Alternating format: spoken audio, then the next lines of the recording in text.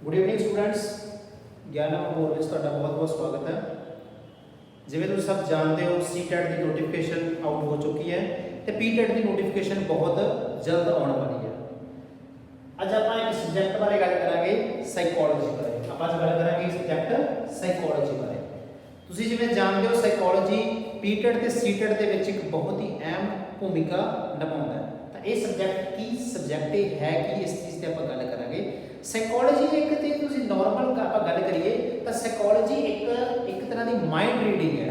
आप किसी परसन की माइंड को किस तरह रीड करना है वो एक सबजैक्ट की है साडा साइकोलॉजी। हुण सानूं ये भी समझण की लोड़ है टीचिंग दे विच इस सबजैक्ट की अहमियत होती है। तो जिवें तुसीं जानते हो जिवें साडा हुण एक RT एक्ट है, साडा किहड़ा एक्ट है जी, राइट टू एजुकेशन एक्ट। इस एक्ट दे विच तुसीं सब जानते हो की लिखिया होया है। ਇਹਦੀ ਪ੍ਰੋਵੀਜ਼ਨ ਦੇ ਵਿੱਚ ਇੰਪੋਰਟੈਂਟ ਚੀਜ਼ ਲਿਖੀ ਹੋਈ ਹੈ, ਤੁਸੀਂ ਬੱਚਿਆਂ ਨੂੰ ਮਾਰ ਵੀ ਨਹੀਂ ਸਕਦੇ।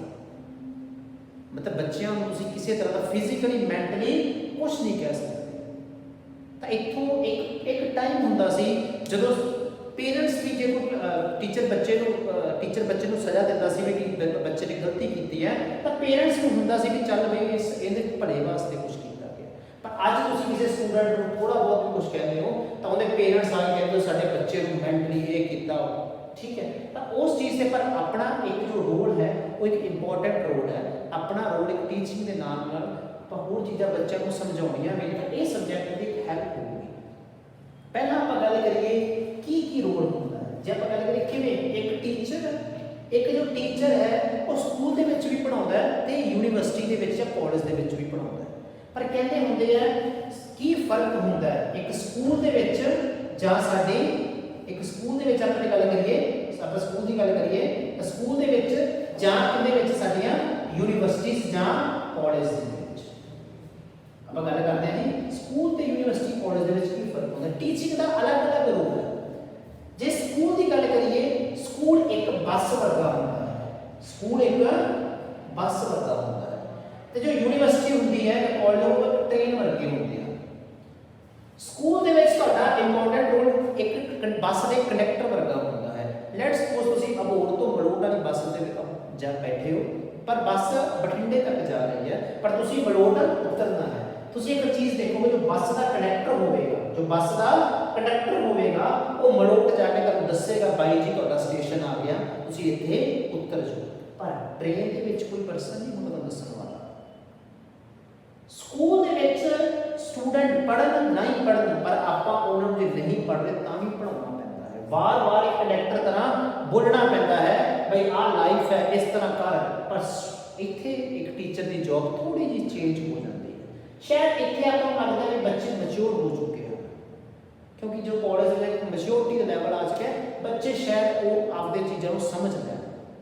पर इत्थे एक टीनेज एज तक भी तुसीं पढ़ाउणा चाइल्डहुड फेस के बारे में करते हैं। Childhood letter childhood early childhood face या टीनेज एज तक 17-16-17 साल के नेड़े तक भी बच्चों को टीच स्कूल के करते।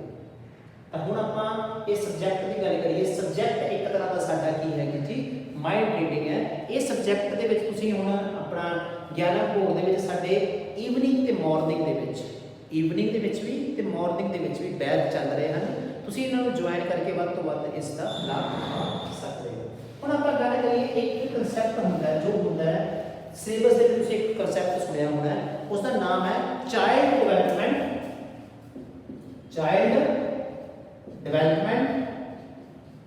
And pedagogy. की कंसैप्ट है जी चाइल्ड डेवलपमेंट एंड पैडागॉजी। जे आप चाइल्ड डिवेलपमेंट की गल करिए तो नाम तो ही क्लीयर है डिवेलपमेंट बारे आप गल करते हैं। डिवेलपमेंट की होंदी है ग्रोथ की होंदी है इसका आप डिफरेंस की भी गल करांगे। पर इस तो पहला आप इस मीनिंग को समझिए। ये एक तरह का वन वर्ड सबस्टिट्यूशन का एक तरह का मीनिंग है। ये शब्द कहना की चाहता है, ये शब्द सानू की कहना चाहता है। तो पैडागॉजी सानू की कहती है एक तरह का मैथड है। पैडागॉजी एक तरह का मैथड है ਜਾਂ एक की है साडी प्रैक्टिस है। की कह सकते हैं इट इज ए मैथड और एंड प्रैक्टिस ऑफ टीचिंग। मतलब टीचिंग किवें असीं परफॉर्म करना है वो सब कुछ इस चीज़ दे विच दस्सिया जाता है। खास करके इंपॉर्टेंट साडी अकैडमिक टीचिंग उस सबजैक्ट के विच असीं पैथोलॉजी दे विच गल करांगे। ये साडा एक टॉपिक रहूगा, असीं किस तरह पढ़ांगे। पर इस तो पहला असीं गल किहदे ते करनी है, इस तो पहला असीं गल करनी है साडी डिवेलपमेंट की हुंदी है ते ग्रोथ की हुंदी है। हुण जे आपां गल शुरू करिए डिवेलपमेंट ते ग्रोथ की हुंदी है, तो फर्स्ट पॉइंट करिए ग्रोथ एंड डिवेलपमेंट। ठीक है जी। पर इत्थों एक चीज़ आपां समझिए, जो ग्रोथ हुंदी है, ग्रोथ एक जिवें तुहाडा बॉडी पार्ट है, जिवें तुहाडी हाइट है, बॉडी पार्ट दे विच तुहाडी हाइट है, ग्रोथ किसी पॉइंट ते जाके रुक सकती है, ग्रोथ किसी पॉइंट ते जाके रुक सकती है। पर डिवेलपमेंट दे विच एग्जांपल की गल करिए तो डिवेलपमेंट दे विच जिवें तुहाडीआं फीलिंग्स तुहाडे इमोशनस वो किसी तरीके नाल भी रुक नहीं सकते। डिवेलपमेंट नूं आपां ये कह सकते हैं मां दी कुख तो लैके एक कबर तक जाते हैं, मां दे गर्भ तो लैके कबर तक जाते हैं, जां आपां कह सकते हैं warm to Tom, warm to Tom. पर आ चीज़ ये किसी पॉइंट पे जाके साडी रुक जाएगी। पर आपां इहदों पहले गल करिए डिवेलपमेंट किन्ने तरह की होंदी है, साडी डिवेलपमेंट किन्ने तरह मेनली इहनूं तीन भागां दे विच वंडिया जांदा है, इहनूं क्लासीफाई किया जाता है 3 पार्ट्स दे विच। पहले नंबर ते साडी किहड़ी डिवेलपमेंट होंदी है, साडी फिजिकल डिवेलपमेंट। की कह सकते हैं आपां इहनूं फिजिकल डिवेलपमेंट। दूजे नंबर ते साडी आउंदी है कॉग्निटिव डिवेलपमेंट, कॉग्निटिव डिवेलपमेंट। दूजे नंबर साडी किहड़ी आउंदी है जी, कॉग्निटिव डिवेलपमेंट। हुण आपां गल करिए कॉग्निटिव की हुंदा है, एक तरह का प्रोसैस हुंदा है जो साडी अंडरस्टैंडिंग नूं या साडी किसी चीज़ बारे जानण नूं साडी मदद करता है। तो कॉग्निटिव दे विच की आ मेन चीज़ साडी की हुंदी है, साडा ब्रेन, साडा दिमाग, ब्रेन दी पावर, दिमाग दी ताकत की किंदे च आउंदी है जी, कॉग्निटिव दे विच। दिमाग दी ताकत किंदे च आउंदी है जी, कॉग्निटिव दे विच। जे आपां एक होर गल करिए ब्रेन दे विच जो असीं लैंग्वेज सीखदे हैं, एग्जाम च क्वेश्चन आस्ता लैंग्वेज किंदा पार्ट है, तो कॉग्निटिव का एक होर पार्ट है, वो है साडी जो लैंग्वेज बारे अंडरस्टैंडिंग होंदी है, वो भी कॉग्निटिव का ही पार्ट है। तीजे नंबर पे साडा होया सोशल ऑर्डर। जे आपां गल करिए साडे जो इमोशंस हैं, साडे इमोशंस जो हैं, इमोशंस किंदा पार्ट है, साडा सोशल का पार्ट है। जे आपां होर एक ब्रॉड क्लासीफिकेशन करिए तो इमोशंस तो बिना साडे एक होर इंपॉर्टेंट चीज़ होंदी है जो साडे मॉरल्स होंदे हैं। एक तुसीं सब्जैक्ट बारे पढ़िया नैतिक सिक्ख्या, वैसे असीं सब्जैक्ट नूं घੱਟ अहमियत दिंदे हां क्योंकि यार उहदे किहड़ा साडे तुसीं सुणिया लोकां नूं कहंदे सुणिया होगा उहदे किहड़ा नंबर लगणे ने, वो तो ग्रेड वाला सब्जैक्ट है। पर जे गल करिए जो साडी मोरैलिटी है वो नैतिक सिक्ख्या ही है, साडियां चंगियां गल्लां इत्थों ही डेवलप होंदे। बच्चे का दिमाग जो उनका एक आपां कोड ऑफ कंडक्ट है वो इस चीज़ से बहुत अहमियत रखता है। सोसाइटी सोशल बहुत अहमियत निभाती है। बंदे जिवें कहते ना जो इंसान जिस तरह के लोगों नाल रहेगा, इंसान जिस तरह के लोगों नाल रहेगा, इंसान उस तरह का ही हो जाएगा। तो ये चीज़ की है साडी सोशल। आ चीज़ जो है साडी आपां गल करिए साडी जो फिजिकल है ये किसी टाइम पे जाके साडी रुक सकती है। जी हुण आपां इहदी क्लासीफिकेशन करिए तो दो तरह की होंदी है जी, ठीक है जी। एक साडी होंदी है, नोट करना तुसीं नाल नाल जी नोट करते रहिया जी, ग्रॉस मोटर स्किल। फर्स्ट साडी किहड़ी होंदी है जी, ग्रॉस मोटर स्किल, ठीक है जी। दूजे नंबर पे किहड़ी होंदी है जी, fine motor skill, gross motor skill and fine motor skill.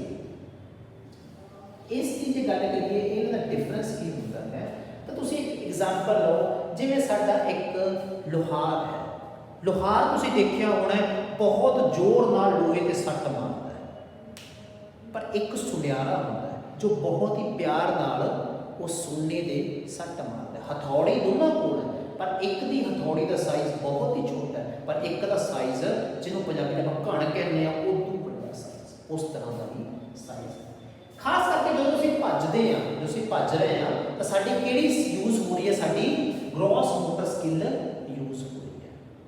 Gross motor skill ਵਿੱਚ ਭੱਜਦੇ ਆ ਤਾਂ ਸਾਡੀਆਂ ਇਹ ਮਸਲਸ ਯੂਜ਼ ਹੋ ਰਹੀਆਂ। ਫਾਈਨ ਲੈਟਸ ਤੁਸੀਂ ਕੀ ਕਰਦੇ ਪਏ ਹੋ, ਪੇਂਟਿੰਗ ਕਰਦੇ ਪਏ ਹੋ। ਤਾਂ ਪੇਂਟਿੰਗ ਦੇ ਵਿੱਚ ਤੁਸੀਂ ਕੁਆਲਿਟੀ ਤੇ ਜ਼ੋਰ ਦੇ ਰਹੇ ਹੋ, ਕੁਆਂਟੀਟੀ ਦੇ ਕੰਪੈਰੀਜ਼ਨ ਤੁਹਾਨੂੰ ਕੁਆਲਿਟੀ ਦੀ ਜ਼ਰੂਰਤ ਪੈਂਦੀ ਹੈ। ਤਾਂ ਉਦੋਂ ਸਾਡੀ ਕਿਹੜੀ ਸਕਿੱਲ ਯੂਜ਼ ਹੁੰਦੀ ਹੈ, ਫਾਈਨ ਮੋਟਰ ਸਕਿੱਲ। देखो समझ आ गया कि क्रॉस मोटर यदि एग्जांपल है ਤੁਸੀਂ ਰਨਿੰਗ, ਅਸੀਂ ਰਨਿੰਗ ਕਰ ਰਹੇ ਹਾਂ ਤਾਂ ਸਾਡੀ ਇਹ ਮਸਲਸ ਯੂਜ਼ ਹੋਣਗੀਆਂ। ਇਥੋਂ ਤੱਕ ਆਪਾਂ ਨੂੰ ਕਲੀਅਰ ਹੈ ਜੀ। ਇਹ ਜਿਵੇਂ ਆਪਾਂ ਗੱਲ ਕੀਤੀ ਹੈ ਡਿਵੈਲਪਮੈਂਟ ਦਾ ਕੀ ਪਾਰਟ ਹੈ, ਆ ਚੀਜ਼ ਸਾਡੀ ਡਿਵੈਲਪਮੈਂਟ ਸੀਗੀ ਜੀ। ਡਿਵੈਲਪਮੈਂਟ ਦਾ ਸਾਡੇ ਤਿੰਨ ਪਾਰਟ ਹੈਗੇ, ਫਿਜ਼ੀਕਲ, ਕੋਗਨੀਟਿਵ ਤੇ ਸੋਸ਼ਲ। ਇਥੋਂ ਤੱਕ ਕਲੀਅਰ ਹੈ, ਤੁਸੀਂ ਇੱਕ ਨੋਟ ਕਰ ਲਓ ਇੱਕ ਮਿੰਟ, ਠੀਕ ਹੈ ਜੀ। ਇਹਨੂੰ ਨੋਟ ਕਰ ਲਿਆ ਜੀ। ਤੇ ਹੁਣ ਆਪਾਂ ਅੱਗੇ ਗੱਲ ਕਰਾਂਗੇ ਗਰੋਥ ਤੇ ਡਿਵੈਲਪਮੈਂਟ ਦੇ ਵਿੱਚ ਡਿਫਰੈਂਸ ਕੀ ਹੈ। ਉਮੀਦ ਹੈ ਤੁਸੀਂ ਨੋਟ ਕਰਦੇ ਹੋ ਹੋਣਾ, ਠੀਕ ਹੈ ਜੀ। ਹੁਣ ਆਪਾਂ ਗੱਲ ਕਰਾਂਗੇ ਗਰੋਥ ਐਂਡ ਡਿਵੈਲਪਮੈਂਟ ਦੇ ਵਿੱਚ ਕੀ ਡਿਫਰੈਂਸ। ਜੇ ਗੱਲ ਕਰੀਏ ਗਰੋਥ ਇੱਕ ਤਰ੍ਹਾਂ ਦੀ, ਜੇ ਆਪਾਂ ਗਰੋਥ ਦੀ ਗੱਲ ਕਰੀਏ ਆਪਾਂ ਚਲੋ ਇੱਧਰ ਲਿਖ ਲੈਂਦੇ ਆ, ਇੱਧਰ ਕੀ ਹੈ ਜੀ, ਗਰੋਥ ਹੈ ਤੇ ਇਸ ਪਾਸੇ ਆਪਾਂ ਕੀ ਲਿਖਣਾ ਜੀ, ਡਿਵੈਲਪਮੈਂਟ। ठीक है जी, नोट करना जी, थोड़ा डिफरेंस नोट करना है जी। ग्रोथ की एक तरह की, ग्रोथ एक तरह की क्वांटिटेटिव चेंज है। ग्रोथ केड़ी चेंज है जी, क्वांटिटेटिव। ग्रोथ केड़ी चेंज है जी, क्वांटिटेटिव। पर डेवलपमेंट इज दी क्वांटिटेटिव तो है ही है, क्वांटिटेटिव तो गल होगी नंबर ऑफ थिंग्स, बट नाल किस दी गल हो रही है, क्वालिटेटिव।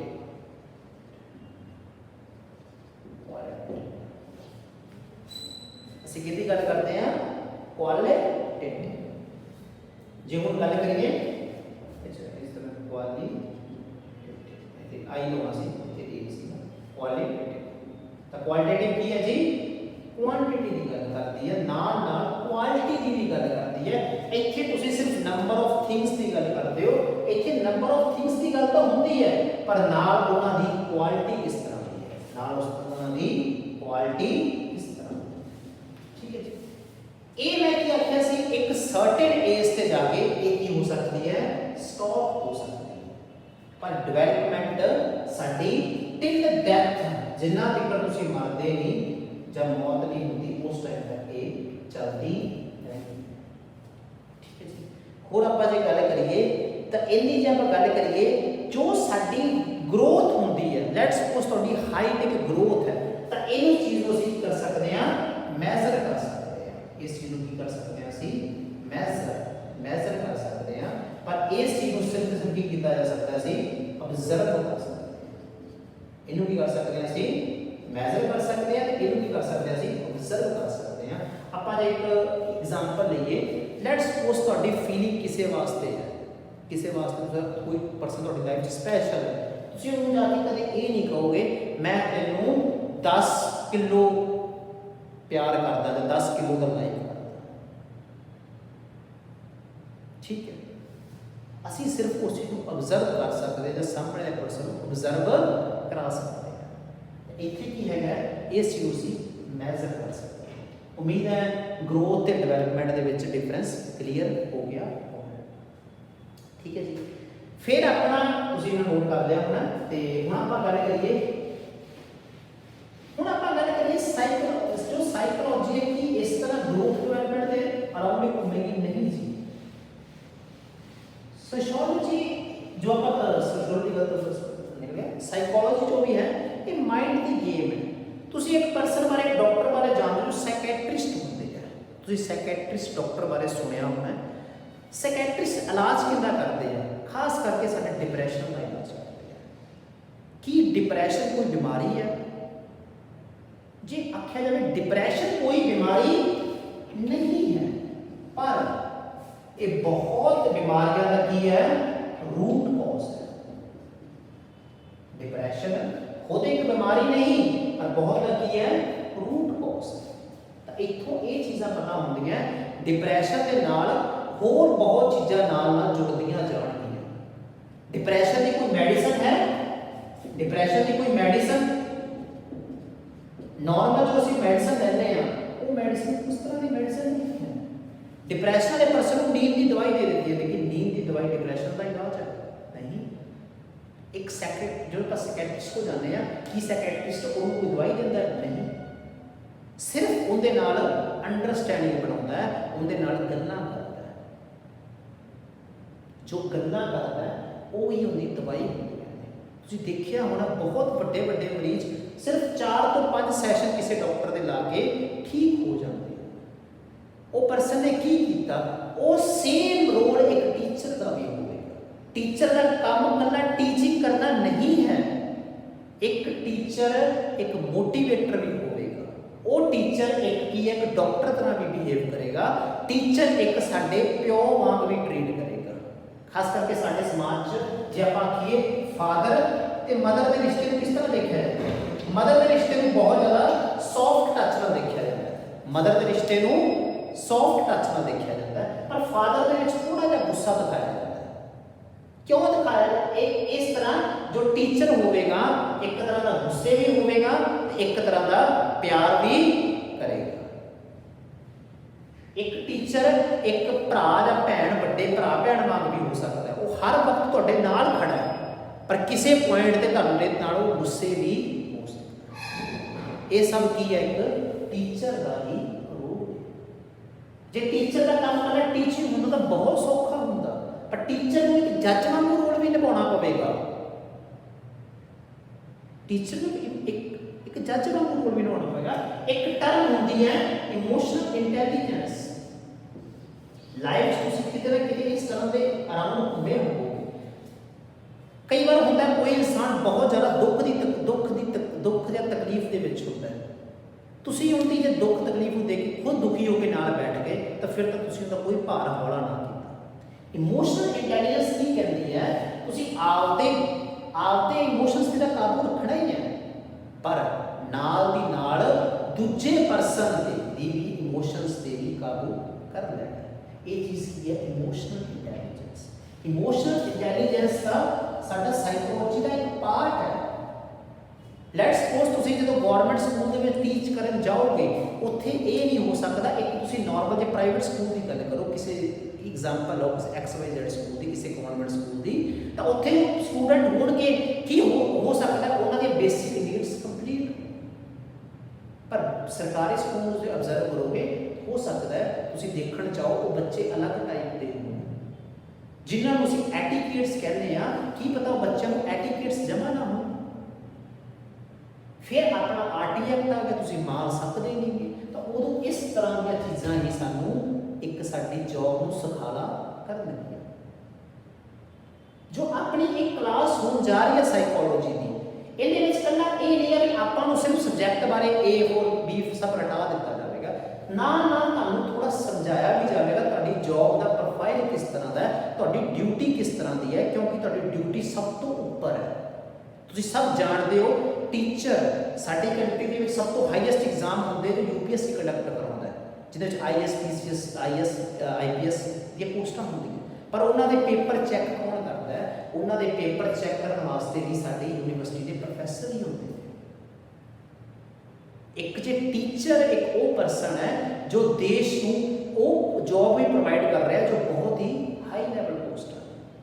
एक टीचर स्कूल दे विच बैठ के बच्चों को तैयार कर रहा है, ये भी टीचर का एक बहुत बड़ा रोल है। पर साइकोलॉजी एक सानू मार्गदर्शन देती है असी किसी को किस तरह ट्रीट करना है। जिमें जिमें समा गुजर रहा टीचर की लाइफ बहुत औखी होती जा रही है। टीचर को आपके इमोशंस से भी काबू रखना पवेगा ते नाल दी नाल स्टूडेंट्स के बच्चों के। इस तरह असी क्लास के विच तुहानूं इस सबजैक्ट बारे टीच करांगे। ठीक है जी, तुसीं फिर तो मैं रिपीट करदा साडे ईवनिंग दे विच भी ते मॉर्निंग दे विच भी दोनों टाइम ते कोर्सेस चल रहे हैं। तुसीं वध तो वध एक कोर्सेस दा वास्ते साडे नाल जुड़ो, ज्ञानम अबोध दी ब्रांच ते भी तुसीं जुड़ो। और आपां अज क्लास च अपना इन्ना ही कराया जा रहा है। नैक्सट क्लास तुसीं एक सबजैक्ट बारे गल एक टॉपिक बारे गल करांगे कि मैच्योरिटी ते लर्निंग ते साडी डिवेलपमेंट का की रोल है, मतलब मैच्योर होना की है। ਆਪਾਂ ਮੈਚੋਰਟੀ ਬਾਰੇ ਸੁਣਿਆ, ਐਟੀਟਿਊਡ ਕੀ ਹੁੰਦਾ ਤੇ ਕਰੈਕਟਰ ਕੀ ਹੁੰਦਾ। ਐਟੀਟਿਊਡ ਵੱਡਾ ਕਿ ਕਰੈਕਟਰ ਵੱਡਾ। ਇਨਸਾਨ 'ਚ ਐਟੀਟਿਊਡ ਹੋਣਾ ਚਾਹੀਦਾ। ਕਿਸ ਤਰ੍ਹਾਂ ਦਾ ਐਟੀਟਿਊਡ ਹੋਣਾ ਚਾਹੀਦਾ? ਉਹ ਅੱਜ ਹੋ ਸਕਦਾ ਉਹ ਸਟੂਡੈਂਟ ਮਿਲਣ ਜਿਹੜੇ ਅਲੱਗ ਟਾਈਪ ਦਾ ਨੈਗੇਟਿਵ ਐਟੀਟਿਊਡ ਰੱਖ ਕੇ ਬੈਠੇ ਹੋਣ, ਤੁਹਾਨੂੰ ਉਹਨਾਂ ਨੂੰ ਵੀ ਪੋਜ਼ਿਟਿਵ ਦੇ ਵਿੱਚ ਚੇਂਜ ਕਰਨਾ ਪਵੇਗਾ। ਤਾਂ ਉਮੀਦ ਹੈ ਤੁਹਾਨੂੰ ਅੱਜ ਦਾ ਲੈਕਚਰ ਵਧੀਆ ਲੱਗਿਆ ਹੋਣਾ। ਤੁਸੀਂ ਕੱਲ ਹੋਰ ਆਪਾਂ ਅੱਗੇ ਤੋਂ ਤੁਹਾਡੇ ਨਾਲ ਹੋਰ ਲੈਕਚਰ ਤੁਹਾਡੇ ਨਾਲ ਜੁੜਾਂਗੇ। ਤੁਹਾਡਾ ਬਹੁਤ ਬਹੁਤ ਧੰਨਵਾਦ, ਤੁਸੀਂ ਸਾਡੇ ਨਾਲ ਜੁੜੇ। ਧੰਨਵਾਦ ਜੀ।